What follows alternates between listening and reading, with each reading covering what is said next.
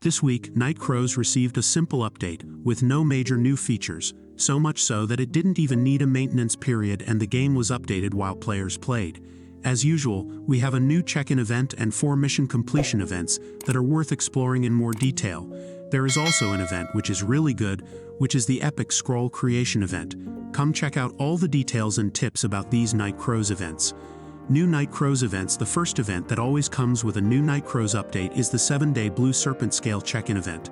This week, the check-in event will give players who log in 5x Blue Serpent Scales per day, totaling 35 over the 7 days of the event.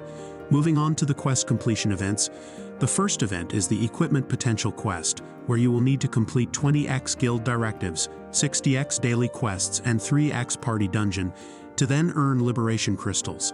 The simplest quests give 3x crystals, and the next one gives 6x, that is, in total, there will be 27x Liberation Crystals. The simple quest, because these are activities that active Night Crows players already do throughout the week. These Liberation Crystals are used to craft the item Seed of Liberation, which is a material necessary to complete the potential and thus receive extra stats depending on the path you choose. The next quest completion event, which is the Blue Serpent Development Aid, has not so good rewards, which are Blue Serpent potions that give a short 10-minute bonus of +2 basic damage and some XP potions. Furthermore, to get these items you will need to eliminate 10,000 monsters in Battlefront, 10,000 in dungeons, and use 4,500 HP potions. It is not difficult, but it takes a while, and the rewards are not good. There will be 2 events focused on strengthening items, which are very good for those who do not yet have these artifacts at +6. The first is the event to strengthen Amulet and Relic. The objective is to try to win the final prize, which is a +6 artifact selection chest.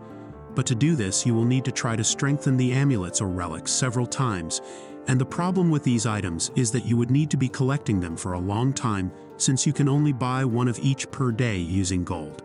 The second strengthening event is the Rune and Orb, which works similarly to the Amulet and Relic event, but the difference is that you can buy the materials in the market to craft them.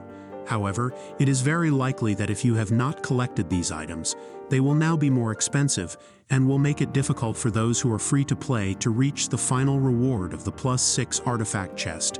Epic Scroll Crafting event. In this event, it will be easier to craft your next epic item, because the creation of epic scrolls has been made easier with the addition of an event-specific epic secret scroll selection chest craft, in which you will only need to use fewer resources than usual. There will be 6x rare secret scroll, 4x frozen tears, 7x morions, and 100,000 gold to make the chest that guarantees an epic scroll.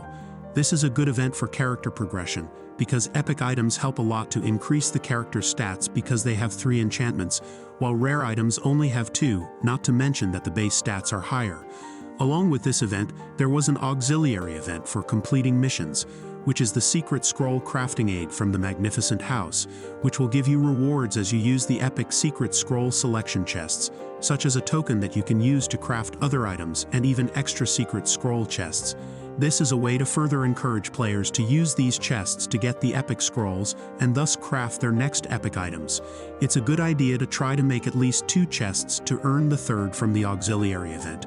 Why do you think there are more events that help players? I believe that these events that are raising the level of players with mounts and making it easier to craft items seem to be following the Night Crows development team's plan to merge the global servers with the Korean ones this year.